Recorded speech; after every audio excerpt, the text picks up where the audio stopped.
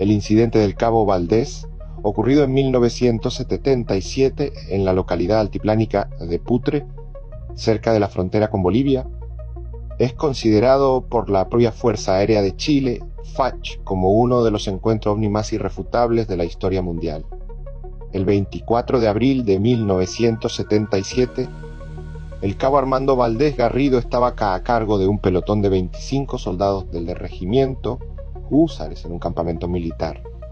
Cerca de las 4 de la mañana, los soldados comenzaron a observar una luz intensa que se acercaba desde los cerros, la cual describieron como una esfera brillante y rojiza.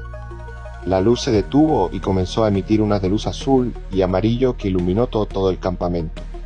A pesar del pánico, el cabo Valdés ordenó a sus hombres tomar posiciones defensivas. Mostrando valentía, se adelantó gritando: «Ustedes son valientes, pero queremos saber quiénes son. Identifíquense». Fue en ese momento, ante la mirada atónita de 25 soldados, la luz lo envolvió, el cabo Valdés desapareció completamente en el aire. Los soldados, aterrorizados, se quedaron quietos, paralizados por el miedo y la incredulidad. El evento duró aproximadamente 15 minutos, y aquí viene la parte más documentada del caso. 15 minutos después, el cabo Valdés reapareció en el mismo lugar, como si hubiera sido teletransportado. Cayó al suelo y sus compañeros corrieron a asistirlo. El terror se instaló al notar dos detalles escalofriantes. El cabo Valdés estaba en un estado de shock profundo, balbuceando palabras incomprensibles. Su reloj de pulsera estaba adelantado en 5 días y 3 horas.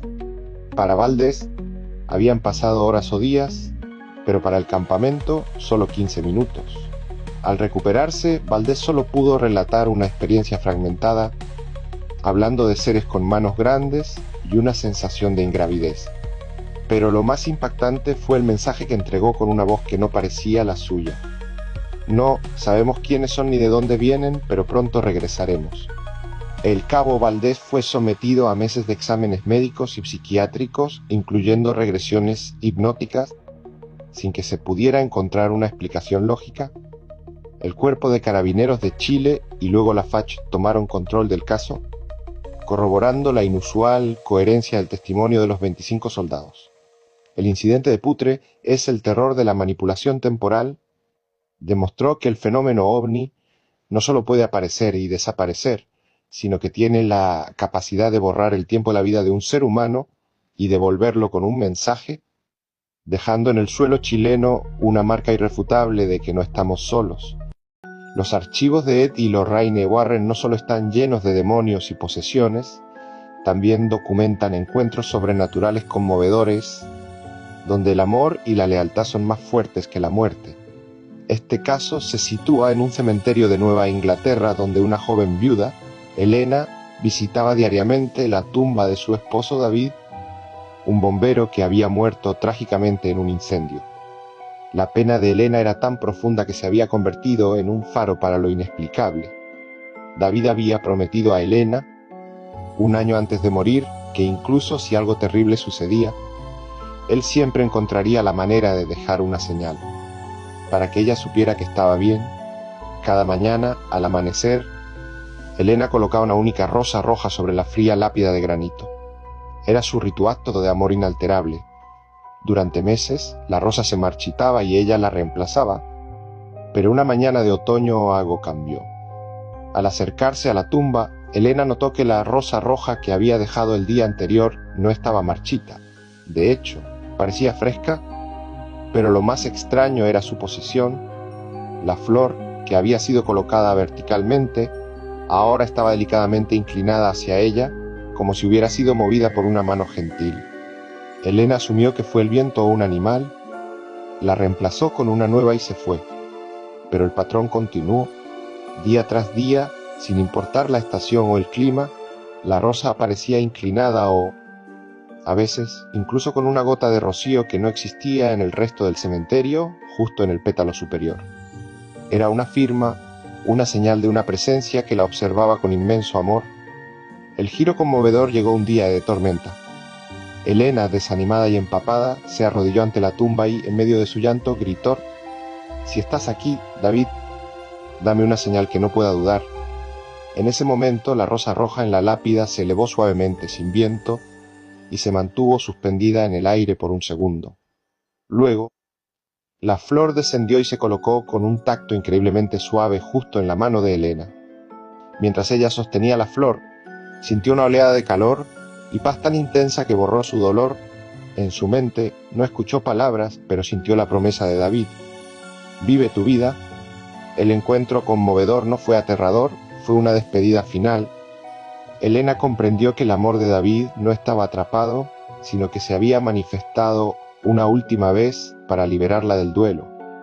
El cementerio dejó de ser un lugar de pérdida y se convirtió en la prueba física de un amor que la eternidad. Desde ese día, Helena pudo, por fin, seguir adelante con su vida. Esta es la historia de James Hamilton, un respetado profesor de matemáticas de la Universidad de Nashville, que en 1835 protagonizó uno de los casos de combustión humana más extraños jamás registrados. Era el 5 de enero. Hacía un frío extremo, con el termómetro marcando 22 grados bajo cero. Hamilton regresaba a pie a su casa cuando de repente sintió un dolor agudo en el muslo izquierdo, como la picadura de una avispa, acompañado de un calor intenso. Al bajarse la mirada, el profesor se quedó petrificado. De su propia pierna brotaba una llama brillante de varios centímetros de alto. Intentó apagarla con un manotazo, pero el fuego no cedía. Manteniendo una calma asombrosa, típica de un hombre de ciencia, razonó que si cortaba el oxígeno, la llama moriría. Cubrió la zona con sus manos y, efectivamente, el fuego se extinguió. Pero lo más inquietante estaba por venir. Al entrar en su casa y quitarse la ropa para examinar la herida, encontró algo que desafía las leyes de la física. En su muslo había una quemadura profunda y lívida de 7 centímetros de largo. Sus calzoncillos tenían un agujero quemado justo sobre la herida. Sin embargo, sus pantalones estaban intactos. ¿Cómo pudo una llama quemar la carne y la ropa interior sin dejar ni una sola marca en la tela exterior del pantalón? El médico que lo atendió no pudo explicarlo. La herida era tan profunda que tardó más de un mes en sanar, y el profesor Hamilton, un hombre de salud perfecta, nunca pudo entender qué fuerza interna había intentado consumirlo desde dentro en medio de aquella noche congelada. ¿Es posible que nuestro propio cuerpo genere incendios inexplicables? El caso de James Hamilton sugiere que a veces el peligro no viene de fuera, sino de nuestro propio interior. El caso Claudio Pastén de 1997, ocurrido en la serenidad imponente del embalse El Yeso en el Cajón del Maipo, es un relato clave que redefine la adhesión a la abducción en términos de elevación espiritual. Claudio Pastén, un hombre de campo y profunda fe, se encontraba en la zona cordillerana cuando una luz de una pureza cegadora descendió, envolviéndole y atrayéndole hacia un artefacto que no se sentía como una máquina, sino como un espacio sagrado. Al despertar en el interior, la escena no era de terror médico. El ambiente era de paz total, de un calor benigno y una luz penetrante. Fue allí donde conoció a sus captores. Pastén describió a 2 seres principales completamente formados por luz. Eran altos, elegantes, y su brillo era tan intenso que era imposible distinguir sus rasgos faciales o vestimentas. Parecían ser figuras antropomórficas hechas de energía condensada y radiante. Eran los 2 guías de su experiencia. Los seres de luz no se comunicaron con la voz, sino con una telepatía suave y clara. No vinieron a interrogar, sino a instruir. Le mostraron visiones sobre el destino del planeta, la necesidad urgente de la armonía y la sanación, y la existencia de una red de conciencia que unía a toda la vida. Lo más impactante fue su mensaje personal. Le informaron que él era un elegido, un canal a través del cual la verdad cósmica debía ser compartida para el despertar de otros. Pastén fue sometido a un proceso de limpieza o activación energética por los 2 seres, lo que le causó una euforia espiritual sin precedentes. Al ser devuelto al frío del embalse El Yeso, el tiempo perdido no le afectó tanto como el trauma de la verdad. Pastén sintió el peso de una misión que no había pedido. Su vida de campesino terminó había sido ordenado por estos dos seres luminosos para convertirse en un mensajero de la nueva era. El terror en el caso de Claudio Pastel no es la agresión física, sino la absoluta desposesión de su antigua vida. Los dos seres de luz no robaron su cuerpo, robaron su destino. Lo dejaron con una fe inquebrantable en su experiencia, condenándolo a una vida de predicación e incomprensión. El relato del yeso es un testimonio de cómo el fenómeno ovni, como un acentuar de revelación forzada, transformando a un simple hombre en un profeta a merced de los mandatos cósmicos de sus dos guías luminosos. ¿Alguna vez has sentido que el mundo es una simulación que a veces falla? Lo que le pasó a un hombre llamado Diderisi en 1815 te hará dudar de la realidad. Diderisi era un criado en Prusia que cumplía condena en la cárcel de Weichselmunde por un delito de estafa. Nada en su comportamiento indicaba que fuera alguien especial, hasta una tarde de ejercicio que nadie pudo olvidar. Diderisi caminaba por el patio de la prisión encadenado, formando parte de una fila de presos. Tenía guardias vigilándolo de cerca y otros prisioneros caminando justo delante y detrás de él. De repente, el ritmo de sus pasos cambió. Los testigos aseguraron bajo juramento algo que hiela la sangre. Diderisi empezó a volverse transparente paso a paso. No fue un trueno ni una explosión, simplemente su cuerpo comenzó a perder nitidez. Sus compañeros de cadena, horrorizados, vieron cómo las esposas y los grilletes, que segundos antes sujetaban sus muñecas y tobillo, caían al suelo con un estruendo metálico. Las cadenas estaban vacías. Diderisi se había desvanecido por completo en medio del patio, a plena luz del día y rodeado de gente. Los guardias, pensando que era un truco imposible, registraron cada rincón de la fortaleza, pero nunca encontraron ni rastro de él. No había túneles, no había escondites. El hombre simplemente dejó de existir en nuestra dimensión frente a decenas de ojos que no podían creer lo que veían. A lo largo de los años, se han dado explicaciones sobre curvatura del tiempo o puertas dimensionales, pero la verdad es que Diderisi entró en la historia como el prisionero que burló a la justicia volviéndose invisible. Fue un milagro, un error de la naturaleza o la prueba de que podemos desaparecer en cualquier momento. ¿Tú crees? A mediados de los años 80, en el intrincado laberinto de fiordos del sur de Chile, ocurrió uno de los casos más extraños y, a la vez, técnicamente documentados de la ufología, la isla Friendship. Aunque muchos lo ven como un mito espiritual, el caso tiene una base real en las interceptaciones de radio de la banda ciudadana de la época. Todo comenzó cuando un radioaficionado, Octavio Ortiz, entabló contacto con unas voces que se identificaban como residentes de una isla secreta. No hablaban como humanos comunes, su lenguaje era técnico, preciso, y en ocasiones predecían con exactitud la caída de satélites o desastres naturales días antes de que ocurrieran. Pero lo que aleja a este caso de cualquier alucinación es la participación de la Armada de Chile y la tecnología de la época. En 1985, el buque Micalvi de la Armada fue enviado a la zona del archipiélago de los Chonos para investigar luces anoces de malas y señales de radio que interferían con las comunicaciones militares. Los oficiales a bordo reportaron el avistamiento de objetos esféricos de color plateado que realizaban maniobras inteligentes sobre las aguas gélidas del sur. Durante las transmisiones de radio grabadas, que aún se conservan, los supuestos habitantes de Friendship hacían gala de una tecnología superior. En una ocasión, mientras un escéptico intentaba triangular su señal para encontrarlos, la voz de la radio respondió con calma: "Y no pierda su tiempo, estamos bloqueando su frecuencia desde una fuente de energía que usted no puede comprender". Acto seguido, todos los equipos de la zona quedaron en silencio absoluto. El terror de Friendship no es el rapto, sino la omnipresencia.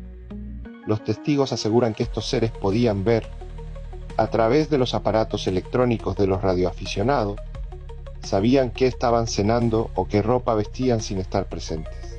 El final de la investigación oficial dejó más preguntas que respuestas.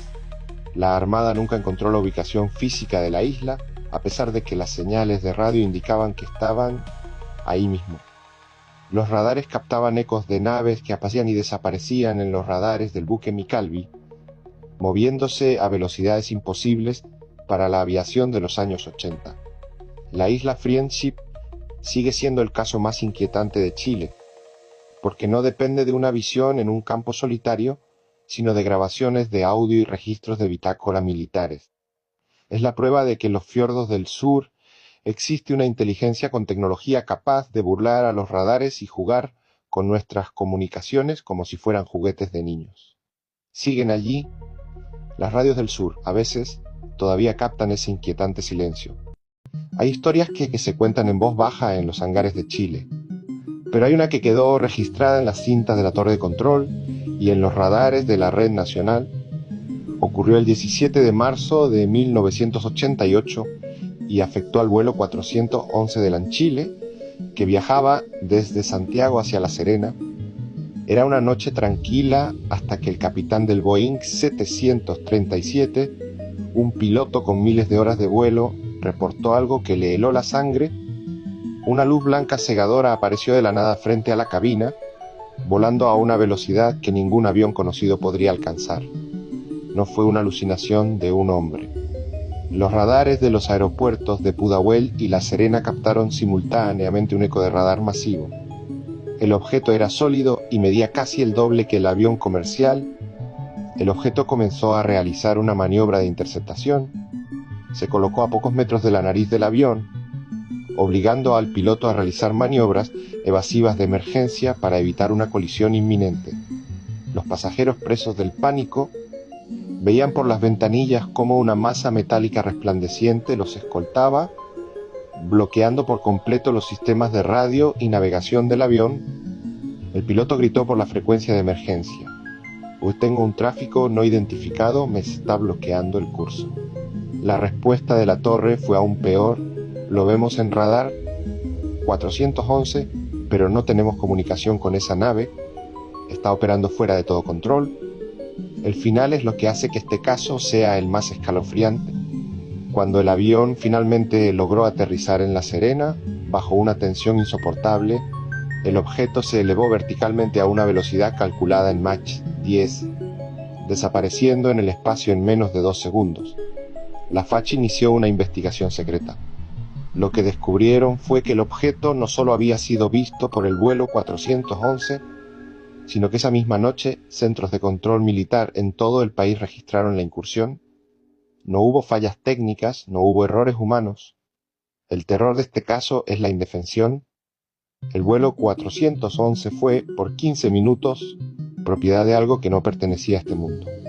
Las grabaciones de la caja negra revelan la respiración agitada de los pilotos y el sonido de las alarmas de proximidad. Es la prueba definitiva de que en el cielo chileno existe una tecnología que puede jugar con un avión lleno de personas como si fuera un juguete. Ante la mirada impotente de todos los radares del país, a finales de los años 90, en la árida meseta de Alto Hospicio, cerca de Iquique, comenzó una de las pesadillas más profundas de la historia chilena. Jóvenes adolescentes empezaron a desaparecer sin dejar rastro. La respuesta oficial de la época fue devastadora y negligente. Las autoridades sugirieron que las niñas se iban por voluntad propia hacia una vida de libertinaje. Pero las madres de Alto Hospicio sabían que eso era mentira. El desierto, silencioso y vasto, escondía una verdad mucho más siniestra. El terror se confirmó en el año 2001 cuando se descubrió que un hombre, Julio Pérez Silva, conocido como el psicópata de Alto Hospicio, era el responsable de una serie de crímenes atroces. Sin embargo, más allá de la crónica roja, lo que rodea a este caso es una atmósfera de misterio y dolor que parece haber quedado impregnada en la tierra. Durante los años de las desapariciones, los familiares reportaron fenómenos que la lógica no podía explicar. Muchos aseguraban haber tenido sueños premonitorios donde las jóvenes les indicaban lugares específicos del desierto, grietas profundas y piques mineros abandonados. Incluso, testigos locales hablaban de una neblina inusual o una pesadez en el aire en las zonas donde años más tarde se encontrarían los restos. No era una alucinación colectiva, Era la manifestación del trauma de una comunidad que sentía la presencia de sus hijas pidiendo ser encontradas. El final es una marca de dolor verificable. Hoy en día, en los lugares donde se hallaron las víctimas, existen animitas, pequeños altares chilenos que los camioneros y viajeros respetan con temor y devoción. Dicen que si para esos sectores del desierto de noche el viento silba de una manera distinta y las luces de los autos fallan sin explicación. El caso de Alto Hospicio es el relato más terrorífico porque es real y evitable. Es la prueba de que el mal puede caminar entre nosotros disfrazado de vecino común y que el desierto de Chile no solo guarda tesoros, sino también los ecos de voces que fueron silenciadas por la negligencia y la crueldad. Es un recordatorio de que, a veces, la realidad supera a cualquier película de fantasmas, dejando una cicatriz eterna en el mapa del norte chileno. En el Santiago de mediados del siglo XIX, un caso conmocionó a la sociedad y obligó a la Iglesia y a la CIA a enfrentarse cara a cara. Se trata de Carmen Marín, conocida como la endemoniada de Santiago, el primer caso de exorcismo del que se tiene registro oficial en Chile, documentado minuciosamente por el pretor José Raimundo Cisternas en 1857. Carmen, una joven huérfana de Valparaíso, comenzó a mostrar síntomas aterradores a los 12 años, ataques de pánico al rezar, sueños donde luchaba con el diablo y agresiones violentas hacia sus compañeras en el hospicio de las Hermanas de la Caridad. El presbítero Cisternas, inicialmente escéptico, decidió investigar. Para probar si era una farsa, amenazó con aplicar una plancha caliente en su estómago. La respuesta no vino de Carmen, sino de una voz cavernosa que salió de ella. A la Carmen quemarás, pero no a mí. Durante los rituales, la fisonomía de la joven se transformaba. Cisternas describió que su pecho se levantaba de forma extraordinaria. Sus ojos se ponían en blanco y sus cabellos se erizaban. Lo más inexplicable es que Carmen, una joven sin educación, comenzó a cantar y hablar en latín y francés durante sus trances, lenguas que jamás había escuchado en su vida. 7 médicos de la época, incluyendo a eminencias como el doctor Vicente Padín, intentaron dar una explicación científica, pero fallaron. No pudieron explicar cómo la joven detectaba objetos religiosos ocultos bajo su almohada o cómo reaccionaba con furia ante rezos susurrados a distancia que era imposible que oyera. El final es el que deja una marca de inquietud permanente. En un diálogo escalofriante registrado en el informe al arzobispo, Cisternas interrogó a la entidad que habitaba en Carmen. Al preguntarle por qué la atormentaba, la voz respondió, para probar su paciencia. Tras someterse a de 20 lecturas del Evangelio de San Juan, el único rito que lograba calmarla, la entidad hizo una promesa final antes de retirarse: volveré dentro de 1 año y medio. El caso de Carmen Marín cerró con la conclusión oficial del presbítero. La Carmen Marín es endemoniada. Este relato es el más terrorífico porque no nació de la ficción, sino de un expediente médico y eclesiástico que hasta hoy desafía a quienes creen que todo tiene una explicación lógica. Es la prueba de que en las sombras del Santiago colonial, algo antiguo y oscuro encontró un hogar en el cuerpo de una joven inocente. El mundo militar es conocido por su rigor, su lógica y su escepticismo. Sin embargo, en la Escuela de Caballería de Quillota, existe un registro que los oficiales veteranos solo mencionan en voz baja. No se trata de una leyenda de reclutas, sino de un evento que quedó consignado en los libros de guardia de la unidad. La historia más escalofriante ocurrió durante una noche de tormenta en la década de los 90. Un joven soldado conscripto se encontraba cumpliendo su turno de centinela en una de las zonas más apartadas del recinto, cerca de los antiguos establos y el picadero. De pronto, el soldado divisó a un oficial caminando con paso firme bajo la lluvia. El oficial vestía un uniforme de salida antiguo, con botas de montar perfectamente ilustradas y una fusta en la mano. El centinela, siguiendo el protocolo, se cuadró y realizó el saludo militar de rigor. El oficial le devolvió el saludo con un gesto seco y continuó su marcha hacia las caballerizas.